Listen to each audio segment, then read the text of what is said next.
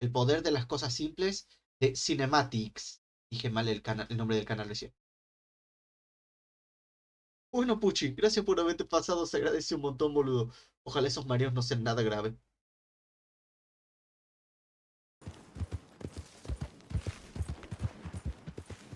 Sí, era Red Dead Después de Redemption. varias horas en Red Dead Redemption 2, en los que Tengo debería unas ganas de jugar un Red Dead. Ah, boludo, tengo muchas ganas de jugar muchos juegos, boludo. Quiero poder jugar. El Counter Strike. ¿Te imaginas? Terminaba haciendo un video de Counter Strike así sin contexto. Ah, el calor. Eso tiene más sentido. Eso tiene más sentido. Eso tiene más sentido, boludo. Le hice ese y lo primero que pensé, Counter Strike. Pero sí, debe estar potente el calor. Igual creo que, creo que había, me salió mucho en Twitter. Supuestamente se viene una época de tormentas ahí en México. Que para el calor que vienen soportando, de hecho, es algo bueno. Así que ojalá sea pronto. Ojalá no haya sido Byte. Y ojalá te ayude, boludo. Pero bueno, gracias por haberte pasado, Puchi. Ojalá se te pase. El mareo, digo. haber avanzado mucho en la trama, no tenía ni la mitad de la historia completa. Porque algo que me gustaba hacer era, ¿ves ese camino? Seguilo. Fíjate hasta dónde te lleva. Muchas veces lo hacía inconscientemente, pero la mayoría era con el objetivo de sorprenderme, de que el mundo me sorprenda. No hay ningún otro juego para mí en el que andar a caballo por la noche se sienta igual. Y aquella noche fue diferente, porque fue la primera vez que decidí desactivar la brújula, dejar de abrir el mapa y dedicarme única y exclusivamente a galopar. Así que ahí fui. Galopé a una Quiero buena jugar Red velocidad, Dead dejando Redemption. que el frío me Esto van a ser 25 minutos de mí quejándome y diciendo, odio ser pobre, quiero poder jugar este jueguito. golpeara mientras la luna se preguntaba a dónde estaba yendo. Pasaron varias cosas. Saqué unas fotos, luché contra un oso, ayudé a una mujer que había sido secuestrada y saqué a un tipo de una trampa para osos. Hay otra cosa que hice, además, después de todo eso. Cabalgué al lado del tren, intentando igualar su velocidad y salté. El juego no paraba de darme opciones para iniciar un asalto o para secuestrar el vehículo. Yo sabía que esto se podía hacer. La primera vez que intervine en un tren fue en la misión ¿Quién es Leviticus Cornwall? Necesitábamos dinero y habíamos robado los planos y los explosivos del campamento de los O'Driscoll. Varias personas murieron aquel día y creo que no dejamos ni un objeto valioso suelto. Robar un tren es divertido en Red Dead Redemption 2. Pero aquella vez que salté al tren desde el caballo, al entrar al primer vagón, solo decidí sentarme. Había 5 personas, 6 conmigo. Y esperé. Dejé el mando sobre el escritorio. Mi personaje no necesitaba de mí. El juego no necesitaba de mí. Después de unos minutos, me levanté y recorrí unos vagones más. Y cuando había empezado a aburrirme, la luz comenzó a disminuir hasta que el vagón quedó completamente oscuro. El vagón no, todo el tren quedó en plena oscuridad. Por un momento pensé que había entrado a una zona donde empezaba una misión secundaria y ahora venía una cinemática, pero lo que estaba pasando, simple y llanamente, era que habíamos entrado a un túnel. Tanteé un asiento y me senté como pude. Solo veía al fondo la cabina, iluminada a la luz de un farol donde estaba el guardia. Esto va a sonar estúpido, pero cuando era más chico y veía la ruta desde el asiento de atrás del auto, me llamaba la atención el hecho de entrar a un túnel en plena luz del día. Está bien, dejo que te rías, no pasa nada. Era un pequeño Yo no me río, boludo. Qué buena sensación ir de pasajero en un auto con la familia en un viaje largo. Yo no me río, boludo. Respeto completamente lo que acabas de decir. momento. Unos segundos de todo el viaje donde te aislás completamente del exterior. Porque siento No que hay luz padre solar, jugaría. no hay cielo, no hay gente. ¿Cuántas veces viajaste abajo de un techo y entre dos paredes? Tal vez era la poca frecuencia de visitar esas arquitecturas la que hacía que me resultara algo llamativo, y por supuesto la inocencia de la edad. Era una construcción que no frecuentaba más de 2 veces en un año, pero Yo pestañeé creo que nunca y volví viajé al por tren. debajo de un túnel, boludo. A ver, no así de un túnel largo de que vas a estar ahí un par de minutos. Creo que nunca viajé por esas zonas. Los túneles, porque mi familia no es que tengamos para viajar, no es que tuviéramos para viajar mucho. Ah, tuviéramos, no, tenemos tampoco. Hace mucho que no hacemos ningún viaje largo en ningún lado. La mayoría de rutas por las que casi siempre pasábamos cuando íbamos de viaje eran zonas que estaban al aire libre, pero los paisajes que se podían ver por la ventana eran muy buenos. La luz había regresado. Por un momento, este episodio me llevó a aquella parte de la infancia.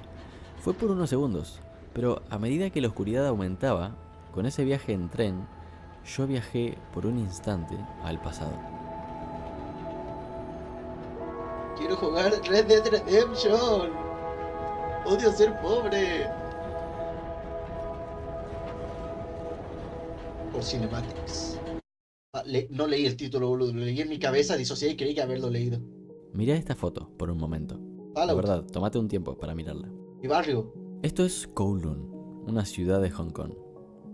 Es la ciudad más densa del mundo. Bueno, era. Fue demolida en 1993 y para ese momento tenía una densidad de población de 1.923.000 habitantes ¡Wow! por kilómetro cuadrado.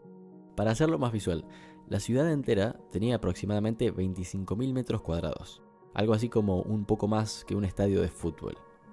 Llegaron a vivir ahí 50.000 personas, pero no es tan choqueante el dato como ver las fotos. 300 rascacielos interconectados, todos creados por un solo arquitecto. Edificios de 14 plantas, apilados unos sobre otros como un mismo ser orgánico. Salones de Imagínate, opio, boludo, prostíbulos estar ahí. Horrible. y garitos de juego. La gente lo llamaba pedazo de terreno en una zona sin ley, porque la ciudad se regía bajo sus propias reglas. Reglas que ni siquiera estaban escritas. La policía, los inspectores de sanidad y los recaudadores de impuestos no entraban a ese lugar. Nadie quería entrar ahí. Kowloon parece un espacio distópico, pero fue real. La ciudad empezó siendo un fuerte que mantuvo su diseño. Una pendiente de 210 metros por 120, rodeada por un muro de piedra de 4 metros de altura. El terreno estaba marcado por la muralla original y, atentos a esto, como no podía crecer a lo ancho, creció hacia arriba, con bloques de hasta 14 pisos, que era el máximo permitido para no obstaculizar el tráfico aéreo. Suena irónico, pero las marañas de cables y tuberías que cruzaban todas las calles no les dejaban ver el cielo a los habitantes. Las calles más grandes apenas tenían 1 metro de ancho y todos los bloques de edificios estaban unos sobre otros, construidos los nuevos sobre los viejos, como si fueran una plancha de acero comprimida en las 4 direcciones. Debido a esto, al lugar casi no llegaba la luz del sol, sino que predominaba la de tubos fluorescentes. Solo los mejores pilotos podían volar a Hong Kong Era Cyberpunk, boludo. Era Cyberpunk. porque cuando comenzaba el aterrizaje pensabas que si pudieras abrir la ventanilla del avión, podrías tocar el tendedero de una terraza, dijo uno de los habitantes. La cuestión es, adentro del perímetro no había normas de construcción. Kowloon creció hasta llenar todo el espacio posible, de manera que todos los edificios quedaron apiñados unos con otros. Déjenme hacer esta pregunta. ¿Cómo era vivir en Kowloon? No lo pasábamos mal, de verdad. Boludo, la verdad que, a ver, hay dos opciones. Un Cyberpunk divertido y peligroso o un lugar horriblemente feo y peligroso, que no tiene nada de divertido. Porque dependería también de la cultura que vos tengas, porque por un lado, en un lugar, es que es muy difícil. Cuando te pones a pensarlo, boludo, como que las posibilidades son muchas. En algún punto la gente se tiene que cansar de querer caminar 2 pasos, que te vayas a chocar con alguien porque simplemente no tenés espacio para poder hacerte a un lado. Y por otro lado, debido a que está tan junto todo, por muchas personas que fueran, al estar tan pegado todo el mundo, podía darse la situación de, yo lo conozco a este y a este otro desde que nací, el padre conoce a su padre, que conoce a su padre, y así es como un link, como que hay muchas generaciones que se deben haber conocido por el simple hecho de que la casa estaba una al lado de la otra, pero no de como tiene una persona normal de tener un vecino al lado. Está tu casa y después está la casa del otro, sino que es como vivir en la misma casa por lo junto que está todo. Y es como que deben haber un montón de historias así, de familias que se hicieron amigos de otras familias por el simple hecho de estar pegados a sus casas. Como que deben haber historias interesantes en ese lugar, boludo. Dijo Albert, uno de los ex habitantes. En la azotea saltábamos de un edificio a otro, edificios que estaban separados por medio metro. Era como jugar al Assassin's Creed. Che, voy a visitar al vecino. No sé cómo era la banda sonora del Assassin's Creed. Y sin meterlo, no me la acuerdo. Este infograma muestra una aproximación de la escala.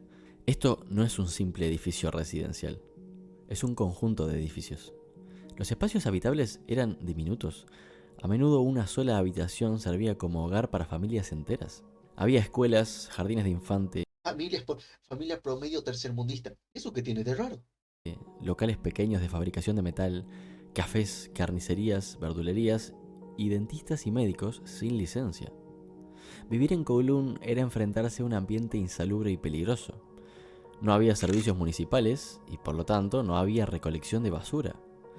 Los televisores antiguos, los colchones desgarrados, los muebles rotos y todos los residuos que te puedas imaginar se acumulaban en las terrazas y se dejaban ahí, a la espera de que se desintegraran.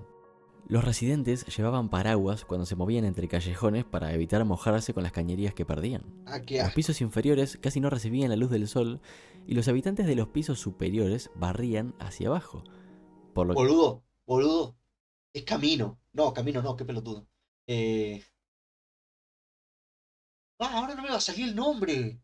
El planeta este de Star Wars es literalmente eso. Que la densidad del planeta es más grande por el simple hecho de que está lleno de edificios que llegan hasta lo más alto de lo más alto posible de ese planeta de mierda. Era Creo que no era Tatooine. ¿Dónde mierda estaba el Consejo Jedi? ¿Era el edificio del Consejo Jedi? Ya no me acuerdo. No, ¿cómo hace Tatooine? Qué pelotudo. Coruscant. Esa ciudad era literalmente lo más cercano que era la realidad. Coruscant, boludo. que se fomentaba más esa brecha social. La seguridad era otro problema. La ausencia de la policía convirtió a Kowloon en un refugio para las tríadas, las mafias chinas y el tráfico de drogas. Los burdeles y los salones de opio eran comunes, y las calles estaban llenas de bares y locales de apuestas ilegales. Vivir en Kowloon era difícil e incómodo. Sin embargo, los residentes ejecutaron algunas ideas. Los cables eléctricos se instalaron afuera para prevenir incendios. Se construyeron escaleras gigantes que permitían ir de un punto a otro recorriendo toda la ciudad sin tocar el suelo. En algunos casos se construyeron pasarelas y puentes entre edificios para conectar distintas áreas, evitando la necesidad de bajar para moverse de un lugar a otro. El dato curioso es, la gente no decía que vivir ahí era una pesadilla. Por la cercanía entre una casa y la otra, había un vínculo muy fuerte entre los vecinos, algo así como un sentimiento de unión, la sensación de que todos pertenecían al mismo hogar. Había una señora de Shanghái que vivía justo enfrente de nosotros, dijo uno de los habitantes, y que cada vez que hacía dumplings los metía como podía en una bolsa de plástico, los ataba a un palo y nos lo pasaba. Y lo mismo al revés, cuando hacíamos algo se lo pasábamos a ella. Con todas las dificultades que vivir en este sitio suponía, las personas siempre tendían a simplificar las cosas cuanto más podían. Es algo lógico, ¿no? La zona es ahora un parque público. Kowloon ya no existe. Siento que nuestra vida volvió a empezar y que todo irá bien a partir de ese momento. A ver, por un lado suena triste que ya no esté por las bonitas historias que se está contando ahora, pero claro, hace rato acaba de decir hace 5 minutos lo del tema de cómo se metían las mafias, cómo se metían negocios de droga, casas de apuestas, un montón de cosas peligrosas. Así que era el paso lógico que terminara pasando algo así. Dijo un habitante. Y concluyó lo siguiente. Para mi sorpresa, sigo soñando con volver a la ciudad de Kowloon. Es una parte preciosa de nuestra historia. Me guste o no, fue mi hogar. Igual tiene que ser potente algo así, boludo. Crecer en una ciudad tan característica que tenga una característica tan propia de sí mismo y que de un día para otro a un montón de esas personas debe ser que las agarraron y les dijeron, bueno, los tenemos que sacar de acá, bajen acá todos volando, les vamos a demoler todo. Incluso si después les dieron comodidades para que se puedan trasladar a otros lugares, como que debe haber sido potente para algunas de las familias que estaban ahí. El siguiente fragmento contiene spoiler de 10:50 a 14:20. Loco, estamos a 9:30. Falta todavía. No, creí que Journey era una película. No, no, no, no, no, no, no, no. ¿Cuánto dijo? ¿Cuánto dijo? Esto me lo salto. Esto me lo salto. 14:20. 14:20. Yo quiero jugar Journey algún día también. Así que gracias, pero me lo Siga salto. habiendo Me lo voy a conexión. saltar a esto, boludo. Muchas gracias. Se me acaba de caer el wifi. Una de las historias más crudas que recuerdo haber leído alguna vez fue la de Un Mundo Feliz, de Aldous Huxley. Yo conozco ese libro. Solo lo conozco. No me acuerdo de qué trataba. Iba a hablar de él, pero ya no me acuerdo. La novela describe un mundo futurista y utópico, muy alejado al que conocemos hoy. A ver, Empieza igual con la visita creo. de un grupo de estudiantes. Igual yo también. Terrible Gil soy yo. Un Mundo Feliz creo que es de los libros más famosos y conocidos de ciencia ficción, temas de utopías y esas cosas. Creo que Un Mundo Feliz debe ser de los libros más conocidos que existen. A un lugar llamado Centro de Incubación y Condicionamiento de Londres. En ese lugar, el director de la fábrica explica a los jóvenes cómo se divide a la población. Desde la incubación, los embriones se modifican genéticamente y crecen con distinta capacidad cerebral, algo que también se determina en los tubos de ensayo. Esto es, desde los alfa, los de mayor inteligencia, hasta los epsilon, de menor, todos están Soy ese. condicionados para sus trabajos a Yo soy, futuro. yo soy ese. El más Gil de todos. No nacen, se crean. El director les explica a los alumnos el método Bokanovsky. Un óvulo, un embrión, un adulto. Eso es la normalidad, dice la narración.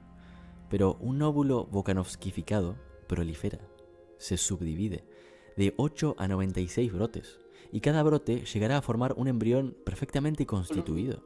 Y hola, cada Criso, ¿cómo andas? ¿Todo bien? embrión se va a convertir en un adulto normal. Una producción de 96 seres humanos, donde antes solo se conseguía uno. Eso, para la sociedad como el plantea Huxley, no es otra cosa más que progreso. ¿Podrías imaginártelo? La Mellizos ciudad idénticos, del no progreso. ridículas parejas, ¿Cuál era ese? ¿Cuál era la ciudad del progreso? Piltover, Piltover de LOL. dice el autor.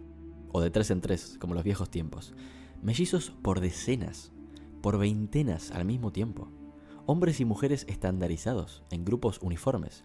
¿Qué más perfecto que eso? Todo el personal que trabaja en una misma fábrica podría ser el producto de un solo óvulo bokanovskificado. 96 mellizos en 96 máquinas idénticas. Otra de las salas es la de predestinación social, por ejemplo, donde los predestinadores deciden la función futura que cada embrión va a tener adentro de la sociedad, asignando a cada ser humano un trabajo a futuro. Nadie elige acá, todos se crean para cumplir una función preestablecida. Limitar la inteligencia de las personas para adaptarse a su futuro trabajo es una de las formas de ser felices. Con esto, ¿qué se lograría? Una sociedad más eficiente, claro. Sin embargo, aunque eficiente, ¿no te parece que este futuro es cruel? Te pongo un ejemplo más. Los niños pequeños son alentados a participar de juegos eróticos y sexuales.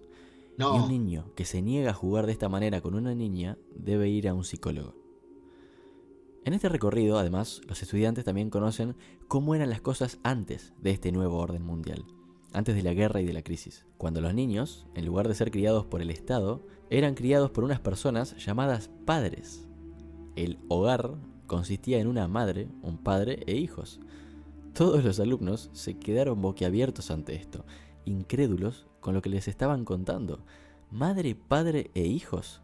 ¿Qué clase de obscenidad era esa?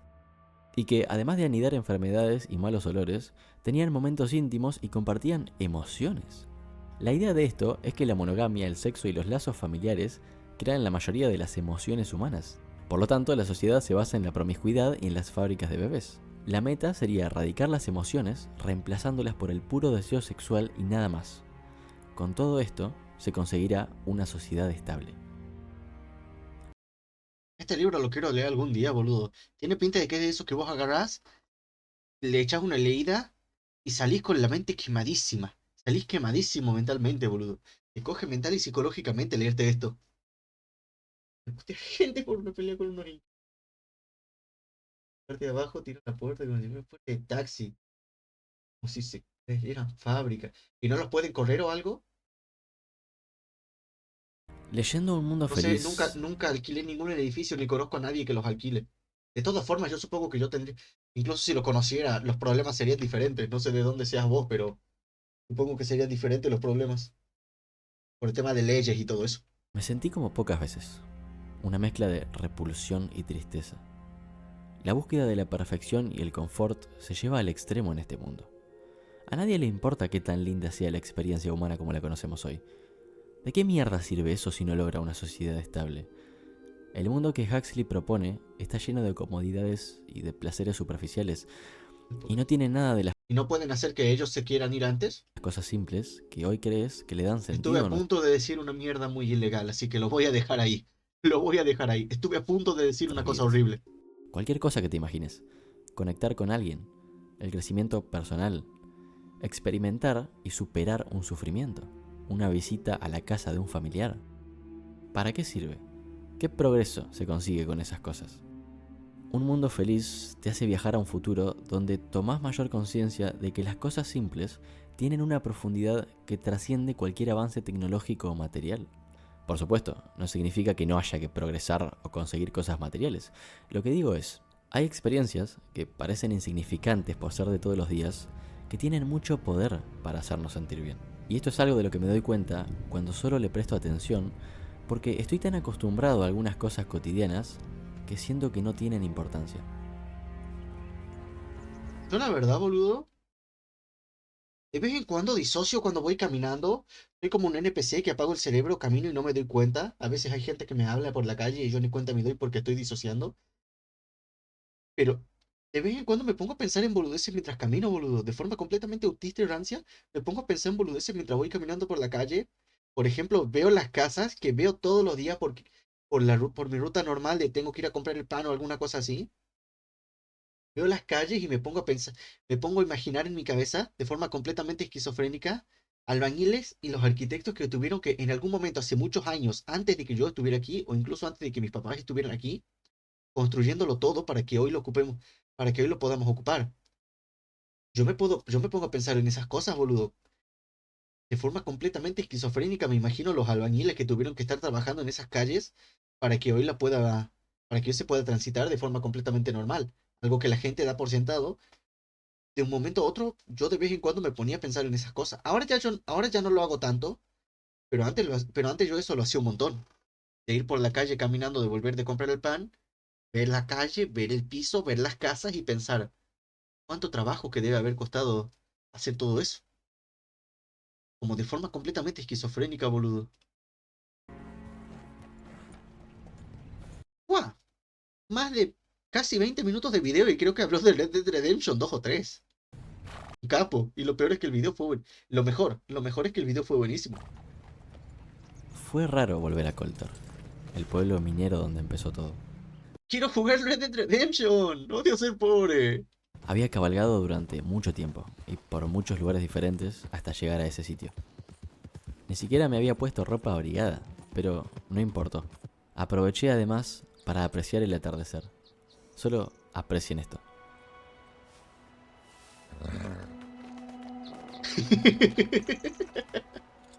Que Dios se apiade. Me bajé del caballo y entré a una de las cabañas abandonadas. Ventanas rotas, sillas congeladas y restos de latas de comida abiertas eran las únicas cosas que decoraban la arquitectura. La tormenta había hecho un desastre.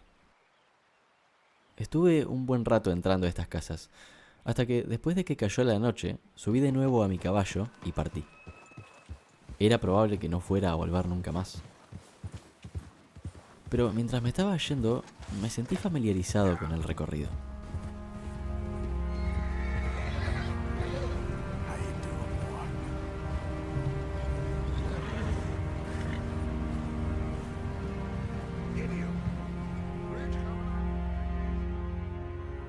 Aquella noche cabalgábamos con John y Javier en plena tormenta de nieve, a unos minutos de entrar en un tiroteo, donde la niebla no dejaba ver otra cosa más que un riesgo para nuestras vidas. Pero esa noche, el cielo estaba tan despejado que parecía otro lugar. Después de unos metros, frené sobre una montaña y vi el rancho Adler. Quisiera saber de qué está hablando. Mierda es esto. Una mierda re filosófica, boludo. Supuestamente lo abrí creyendo que era un video de Red Dead Redemption.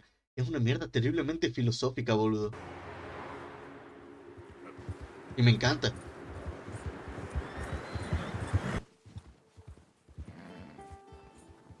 En aquel momento, las cosas se veían diferentes. El dibujo en el mapa era una construcción cubierta de fuego, hecha con lápiz, porque sí. Este lugar estuvo en llamas aquella noche antes del asalto al campamento de los O'Driscoll.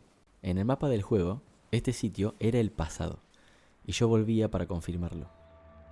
Hubo una historia que no va a volver a contarse. Hubo cosas que no van a repetirse.